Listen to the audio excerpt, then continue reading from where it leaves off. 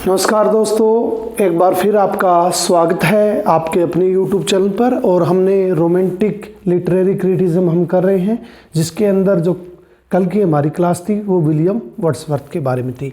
और मैंने आपको बताया था कि जो क्रिटिसिज्म हम पढ़ रहे हैं, दो रोमांटिक पोएट है हमारे, एक विलियम वर्ड्सवर्थ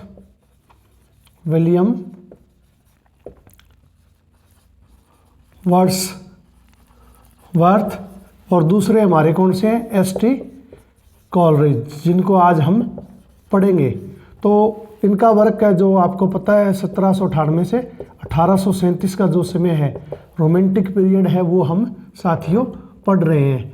और इसके अंदर कल मैंने बताया था कि जो विलियम वर्ड्सवर्थ का लिरिकल बैलेड था वो 1798 में पब्लिश हुआ था, जो कि एक कोलैबोरेटिव वर्क था, जिसके अंदर 23 पोइम्स थी, जिसमें से 19 पोएम वो विलियम वर्ड्सवर्थ ने लिखी थी और 4 पोएम किसने लिखी थी, एस.टी. कॉलरिज ने।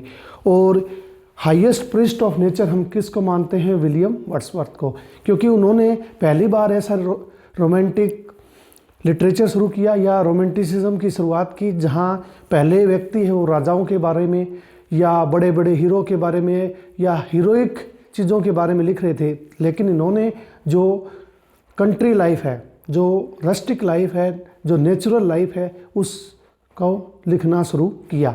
यानी कि इनको हाईएस्ट प्रिस्ट ऑफ नेचर इसलिए कहते हैं क्योंकि उन्होंने लिटरेचर को जो राजाओं के गुणगान कर रहा था, तो उसको वो कहाँ पे लिया है, नेचर के अंदर ले, in the lap of nature. और कॉमन मैन के लिए उन्होंने बातें भी कही कि poetry is the spontaneous powerful feeling reflected in tranquillity. ठीक है, ये सब बातें पोइट्री के बारे में विलियम वर्ड्सवर्थ ने कही थी। उन्होंने पोइट्री के बारे में कहा, लैंग्वेज के बारे में भी कहा था कि कॉमन मैन की लैंग्वेज होनी चाहिए। जो पोइट्री की है उसमें वर्बोज लैंग्वेज यूज़ नहीं करनी, आर्टिफिशियल लैंग्वेज यूज़ नहीं करनी, हमने सिंपल लैंग्वेज रखनी है। Language should be the common man language. इसके अलावा इन्होंने और बातें लैंग्वेज के बारे में बताया हमें, और उन्होंने अपने बारे में बताया कि every great poet is a teacher, I wish to be teacher और नथिंग। उन्होंने ये भी कहा कि हर टीचर होता है जो पोइट्री लिखता है वो इंस्ट्रक्शन देने वाली होती है, यानी कि मोरल लेसन देने वाली होती है, उसके अंदर इंस्ट्रक्शन ज़रूर होनी चाहिए। तो ये सब बातें हमने विलियम वर्ड्सवर्थ के बारे में पढ़ी थी। देखो साथियों, we can't go for S T. Coleridge without reading William Wordsworth.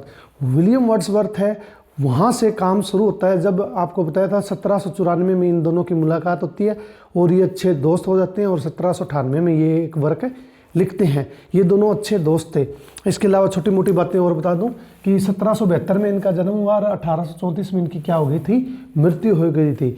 और जो सैमुअल टेलर कॉलरिज थे, जो एस.टी. कॉलरिज थे, he was addicted to opium eating. Opium क्या होती है, अफीम। वो बहुत ज़्यादा अफीम खाते थे। और जब हम इनके वर्क पढ़ते हैं, जैसे कुबला खान है या जो ancient rhyme of the ancient Mariner है, तो हम देखते हैं कि उनके अंदर जो प्रभाव है वो किसका दिखाई देता है, ओपीएम का। वो अचानक से फिलोसफी की बातें करने लग जाते हैं, अचानक से वो क्रिटिज्म करने लग जाते हैं। तो ऐसा इनके साथ क्यों होता है, क्योंकि he was addicted to opium eating, और उन्हें नशे की क्या थी, बहुत ज़्यादा लत थी। तो साथियों, इनका जो वर्क है, इन्होंने, मैंने आपको कल भी बताया था कि लिरिकल बैलेड लिखा, उसके बाद विलियम वर्ड्सवर्थ को कुछ कमियां लगी, तो फिर फेस टू लिरिकल बैलेड 1802 और 1815 में जो आए थे वो उन्होंने लिखे, और अपनी कमियां या पोइट्री के बारे में उन्होंने लिखा, लैंग्वेज के बारे में लिखा और पोइट के बारे में लिखा। और उसके बाद हैं जो हमारे एस.टी. कॉलरिज है, इनका वर्क आया बायोग्राफिया लिटरेरिया 1817 में, जो कितने वॉल्यूम्स में पब्लिश हुआ था, 2 वॉल्यूम में। ये ध्यान रखना है, नेट में आया हुआ है कि in how many volumes Biographia Literaria is publish 2, 3, 4। तो 2 वॉल्यूम्स में ये पब्लिश हुआ था, और इसमें कितने चैप्टर थे, 23। और इसका हमने पूरा टाइटल है, पूरा नेम है, वो भी याद रखना है। पूरा नाम क्या था, biographical sketches of my life and opinion. Biographical sketches of my life and opinion, तो ये इसका फुल नेम था, जो आपको ध्यान रखना है। और ये कौन सी फॉर्म में लिखा गया था, मेडिटेटिव नरेटिव में। मेडिटेटिव नरेटिव होता क्या है, एक टेक्निक होती है कि जो मैंने अभी आपको बताया कि he was addicted to opium eating, वो अफीम खाते थे, तो कभी तो वो उसके अंदर अपनी फिलोसफी की बातें करते हैं और कभी वो अपनी आइडियोलॉजी यानी कि जो उनके आइडियल हैं जिससे प्रभावित होकर वो लिखते हैं उसकी बातें करते हैं, और कभी वो उस चीज़ का क्रिटिज्म करते हैं यानी कि विश्लेषण करते हैं। तो उनका जो लिखने का तरीका है वो अचानक से क्या हो जाता है, बदल जाता है। और ये इसी टेक्निक को हम क्या बोलते हैं, मेडिटेटिव नरेटिव। और ये टेक्निक कौन सी होती है, मेडिटेटिव नरेटिव। ध्यान रखना है, मेडिटेटिव नरेटिव में बायोग्राफिया लिटरेरिया है वो लिखा गया है। और इसी के अंदर आपको ध्यान रखना है जो लेक पोएट का कंसेप्ट था वो इन्होंने दिया। और वैसे जियोर्स जो थे, जियोर्स उन्होंने दिया था, लेकिन वो जो इनका लेक पोएट का कंसेप्ट आता है वो बायोग्राफिया लिटरेरिया के अंदर आता है। और जो लेक पोएट इनको क्यों कहा जाता था, क्योंकि विलियम वर्ड्सवर्थ और एस.टी. कोलरिज कहाँ रहते थे, लेक डिस्ट्रिक्ट में रहते थे, जो कि कहाँ है, कम्बरलैंड इन इंग्लैंड। और इनके साथ इनके एक और दोस्त थे, रॉबर्ट साउथे। रॉबर्ट साउथे थे, वो भी यहीं रहते थे, इसीलिए इनको लेक पोएट भी कहा गया है। कई बार क्वेश्चन आता है कि लेक पोएट कौन कौन से हैं, तो आपको ध्यान रखना है। सबसे पहले तो हमारे जो लीडर हो गए कौन रहेंगे, विलियम वर्ड्सवर्थ। वैसे इसके अंदर जो लीडर हैं वो कौन है, हमारे रॉबर्ट साउथी है। जो रॉबर्ट साउथी थे वो मेन लीडर थे लेक पोएट में, और उसके बाद विलियम वर्ड्सवर्थ प्लस में एस.टी. कोलरिज। इन तीनों पोएट्स को ही हम क्या मानते हैं, लेक स्कूल ऑफ पोएट मानते हैं। क्यों इनको कहते थे, क्योंकि ये तीनों के तीनों राइटर कहाँ रहते थे, लेक डिस्ट्रिक्ट में, lake district in Cumberland in London, तो इसलिए इनको लेक पोएट कहा जाता था। तो ये कंसेप्ट आपको क्लियर हो गया। और इसी बायोग्राफिया लिटरेरिया के अंदर इन्होंने कंसेप्ट ऑफ फैंसी, इमेजिनेशन और विलिंग सस्पेंशन डिसबिलीव का जो कंसेप्ट है वो दिया है। अभी थोड़ी देर में मैं ये चीज़ें आपको वो डिटेल में, फैंसी क्या है, इमेजिनेशन क्या है, विलिंग सस्पेंशन डिसबिलीफ क्या है, ये आपको अभी समझा दूंगा। लेकिन याद रखना है आपको, ये सभी कंसेप्ट है, फैंसी है, इमेजिनेशन है या विलिंग सस्पेंशन डिसबिलीफ का जो कंसेप्ट है वो किसके अंदर दिया गया है, बायोग्राफिया लिटरेरिया में। इसीलिए ये जो इनका वर्क है, क्रिटिज्म का वर्क है, वो इम्पोर्टेंट बन जाता है, क्योंकि इन्होंने बार बार पोइट्री के बारे में लिखा है कि how should be the poetry, how to write the good poetry. उसके बाद जो बायोग्राफिया लिटरेरिया है उसके अंदर जो जिक्र करते हैं वो पोइट्री का प्रयोग करते हैं। Poetry is a artificial voluntary act, meter is essential. तो सबसे पहले हम इन सब चीज़ों को विलियम वर्ड्सवर्थ से कंपेयर करेंगे, क्योंकि ये उनके साथी थे। तो इन्होंने जो क्रिटिसिज्म लिखा है, he wanted to ask some question to William Wordsworth about the poetry, so he wrote Biographia Literaria. In that order he wanted to ask some question about the poetry. तो कौन से क्वेश्चन थे, इन्होंने कहा था कि poetry is the spontaneous power flow of powerful feeling, emotion and recollected in tranquillity. ये definition poetry की विलियम वर्ड्सवर्थ ने दी थी कि जो पोएट्री है वो अचानक से हमारे हृदय के अंदर है, हमारे हार्ट के अंदर फीलिंग और इमोशन आते हैं, और एक राइटर है वो पोएट्री है वो लिखना शुरू कर देता है। लेकिन इन्होंने कहा पोएट्री इज ए आर्टिफिशियल, कि ऐसा नहीं है, पोएट्री है वो आर्टिफिशियल है, यानी कि ये एक आर्ट की तरह है, इसे हमें सीखना पड़ता है। और वॉलंटरी एक्ट, अगर हम कुछ करना चाहें तो ही होगा, पोएट्री है वो एकदम से नहीं आती। इन्होंने कहा है कि अच्छी पोएट्री लिखने के लिए हमें पढ़ना पड़ता है, हमें अच्छी तरह चीज़ों को समझना पड़ता है, और जो ये एक आर्ट है, poetry is a art of writing, ये आर्ट है, और ये क्या है, आर्टिफिशियल एक्टिविटी है। और इन्होंने विलियम वर्ड्सवर्थ ने कहा था कि there is no difference between prose and poetry except metrical devices. तो उन्होंने कहा था कि प्रोज और पोइट्री सेम ही है, बस उसमें डिफरेंस है वो मीटर का है। लेकिन इन्होंने कहा कि पोइट्री के अंदर मीटर है वो ज़रूर यूज़ होने चाहिए, और जो मीटर है वही पोइट्री और प्रोज को क्या बनाते हैं, डिफरेंट बनाते हैं। यानी कि पोइट्री के बारे में जो डेफिनेशन विलियम वर्ड्सवर्थ ने दी थी उसके अगेंस्ट इन्होंने कहा कि पोइट्री क्या है, आर्टिफिशियल है, इसको हमें सीखना पड़ता है, कोई इसको ये गॉड गिफ्टेड नहीं है। जैसे उन्होंने कहा कि ये गॉड गिफ्टेड है, एकदम से विचार आता है और वो अच्छा राइटर बन जाता है। इन्होंने कहा कि ये वॉलंटरी एक्शन है, हम चाहेंगे तो ही हम इमेजिनेशन कर पाएंगे, चाहेंगे तो ही हम सोच पाएंगे, लिख पाएंगे, तो ये वॉलंटरी एक्ट है। उसके बाद कहा पोएटिक डिक्शन, दूसरा इनका लैंग्वेज का जिक्र किया था। तो लैंग्वेज में वहाँ विलियम वर्ड्सवर्थ ने क्या कहा था कि language of poetry should be the common man language, यानी कि पोएट्री जो विलियम वर्ड्सवर्थ ने कहा कि जो डिक्शन है यानी कि लैंग्वेज है पोएट्री की वो सिंपल होनी चाहिए, कॉमन मैन की होनी चाहिए, ताकि हर व्यक्ति तक लिटरेचर है, साहित्य है, वो हर नुक्कड़, हर गांव, हर शहर तक पहुंच सके। लेकिन उन्होंने कहा पोएटिक डिक्शन, पोएट्री है नेचुरल लैंग्वेज से अलग है। अलग का मतलब है कि एक पोएट्री की भाषा है वो साधारण नहीं होनी चाहिए, क्योंकि अगर वर्क भी एक अलग तरीके से आर्टिफिशियल वर्क लिखा जाता है तो उसकी जो भाषा है वो भी आर्टिफिशियल होनी चाहिए। आर्टिफिशियल का मतलब है ऑर्नामेंटल लैंग्वेज होनी चाहिए, या उसके अंदर फिगर ऑफ स्पीच होनी चाहिए, या उसके अंदर रिटोरिक डिवाइस यूज होनी चाहिए। तो इन्होंने कहा कि हमें सिंपल लैंग्वेज नहीं लिखनी है, उसके साथ अगर हम पोइट्री लिख रहे हैं तो स्पेशल डिक्शन है वो पोइट्री के लिए हमें प्रयोग करना चाहिए। Language should be ornamental, language should be artistic, ये सब वर्ड किसने प्रयोग किए लैंग्वेज और पोइट्री डिक्शन के बारे में? हमारे एस.टी. कोलरिज ने बायोग्राफिया लिटरेरिया में। यानी कि we can not go for Coleridge without reading William Wordsworth. William Wordsworth को जब तक आप अच्छी तरह से नहीं पढ़ोगे तो एस.टी. कोलरिज है वो आपको समझ नहीं आएंगे, क्योंकि वो उनका क्या है, बेसिक है, उन्हीं को वो क्रिटिसाइज कर रहे हैं। फिर उन्होंने कहा ऑर्डिनरी और एक्स्ट्रा ऑर्डिनरी। उन्होंने ये टर्म भी बताई कि जो विलियम वर्ड्सवर्थ के वर्क है वो एक्स्ट्रा ऑर्डिनरी और ऑर्डिनरी है।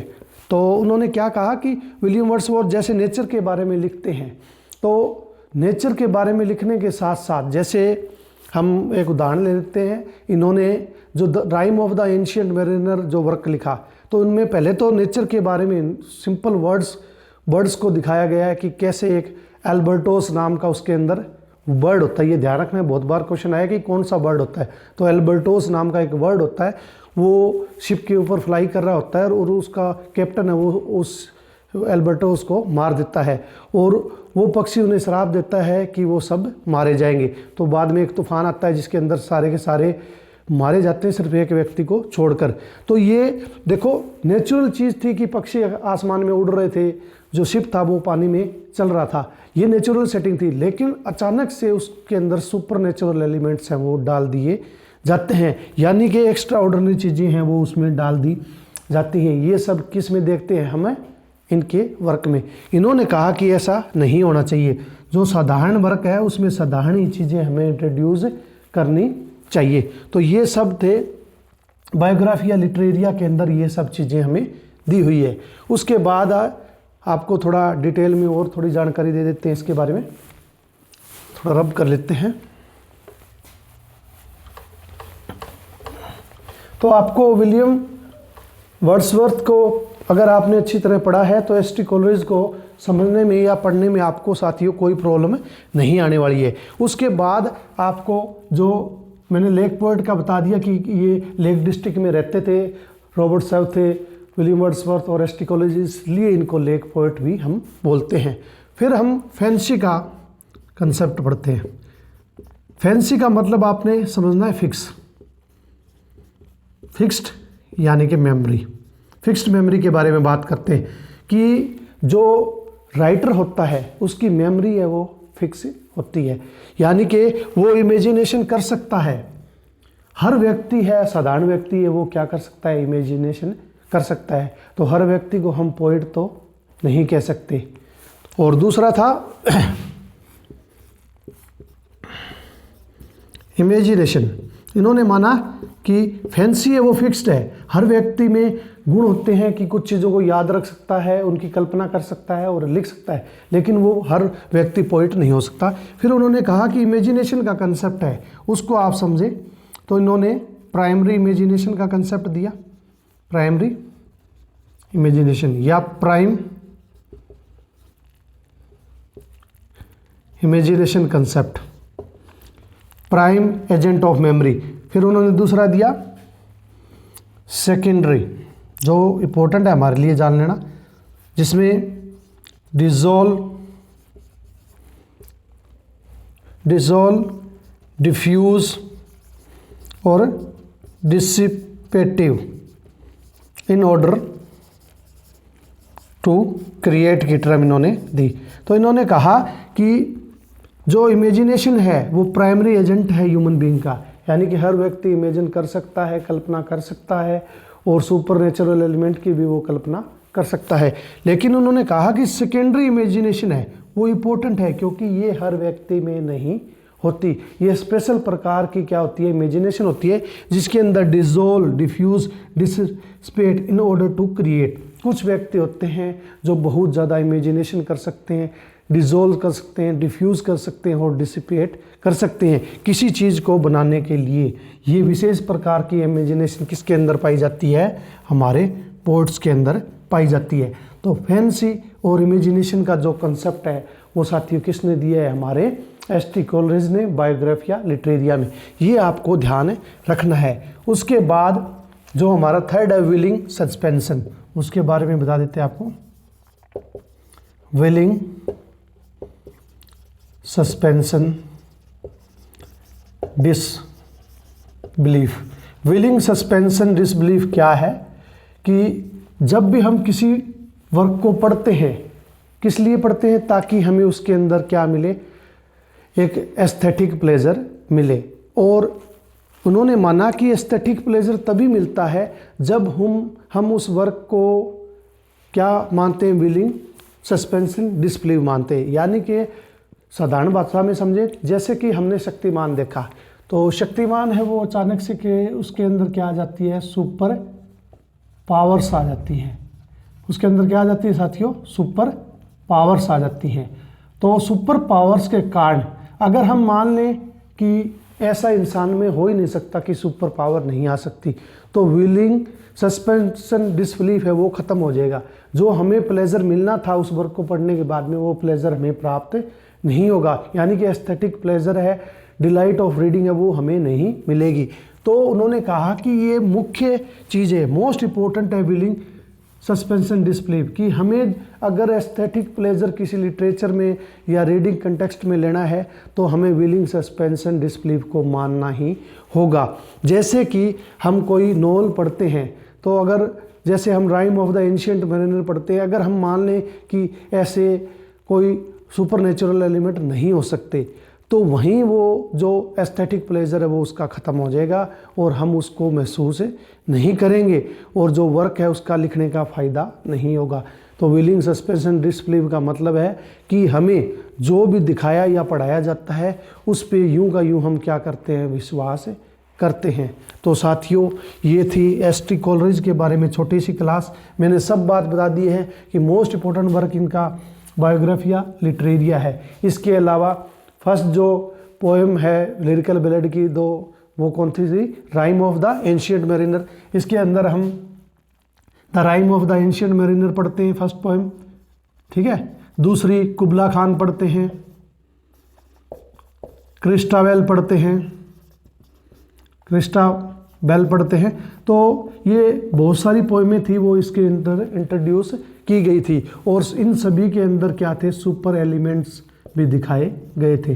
तो एक नए प्रकार का वर्क जिसके अंदर नेचुरल प्लस में सुपर एलिमेंट्स वर्क की कोलैबोरेटिव वर्क है वो दिखाया गया था। और इनकी मृत्यु भी आपको जैसे मैंने बता दिया, he was a opium eater, opium खाते थे। और जब इन्होंने कुबला खान लिखा था तो वो बहुत ज़्यादा नशे में थी और उस नशे के कारण ही उनको सपना आया और उन्होंने क्या लिख दिया, कुबला खान। जैसे कि शंघाई शहर के बारे में ये कोई किताब पढ़ रहे थे चाइना के, और अचानक से उन्हें नींद आ गई और नींद आने के बाद जब उठे तो उन्होंने 200 से 300 पेजेस थे वो कुबला खान के इन्होंने राइट कर दिए थे। यानी कि आधी नींद के अंदर ही ये लिखते थे। और इन्होंने, इनके अच्छे रिलेशन रहे मेरी हडसन के साथ और इन्होंने 2-3 बार इनकी शादियां भी हुई, लेकिन हर बार इनकी शादी थी वो फेल हो जाती थी क्योंकि he was addicted to opium. So साथियों बहुत वक्त तक इन्होंने एस.टी. कोलरिज के साथ लिखा और बाद में इन्होंने एस.टी. कोलरिज के अलग भी हो गए। जो डिजेक्शन ऑफ ओड है, जो डिजेक्शन ऑफ ओड है वर्क वो इन्होंने उनसे अलग होने के बाद ही लिखा था। तो साथियों, ये छोटी सी क्लास थी एस.टी. कोलरिज के बारे में। और अब हम आगे जो पढ़ने जा रहे हैं वो हमारे विक्टोरियन एज के राइटर हैं, या उसके बाद हम मॉडर्न एज है वो साथियों पढ़ेंगे। नेक्स्ट वो मैथ्यू आर्नोल्ड को हम पढ़ेंगे, उसके बाद टी.एस. Elliot, F.R. ल्यूइस और I.A. रिचर्ड्स को हम पढ़ने वाले हैं। तो साथियों मिलते हैं नेक्स्ट वीडियो में। Till then take care. और मैं कोशिश करूँगा कि समय रहते ये बुक आपको कंप्लीट करा दी जाए।